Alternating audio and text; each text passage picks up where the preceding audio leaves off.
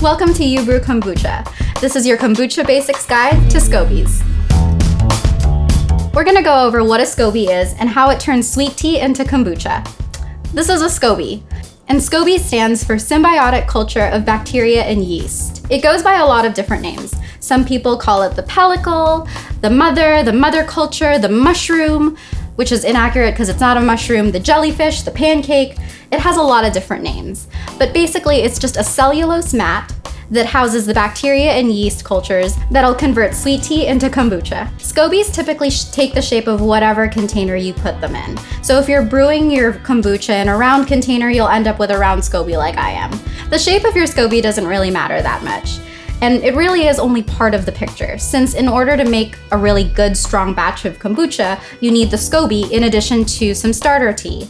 Starter tea is just another word for a kombucha that's successfully gone through a first fermentation cycle. For more information on first fermentation, you can check out my video on that.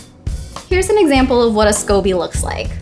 You can see that there are some brown yeasty bits on there, and that's perfectly fine.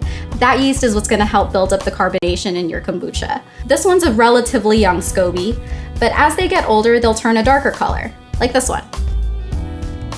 Every time you brew a new batch of kombucha, a new layer of SCOBY will form across the top of your vessel. Sometimes it'll be fused with the original SCOBY that you put in there, and sometimes it won't. It doesn't really matter. You can keep them together if they are fused together, or if you want to separate them, you can do that by ripping them apart, cutting them, slicing them. You won't hurt your SCOBY, so whatever you decide to do is totally fine. The SCOBY basically houses the bacteria and yeast that'll convert the sweet tea into kombucha. A big reason why it forms across the top of your vessel is because it serves as an added layer of protection for your kombucha. It doesn't create a totally airtight seal, but oftentimes when I see a new SCOBY form across the top of my brewing vessel, I can see little bubbles of carbonation form underneath the bottom of it. And that's a really good sign that your fermentation is going successfully. So a new SCOBY will grow with every single batch of kombucha that you brew.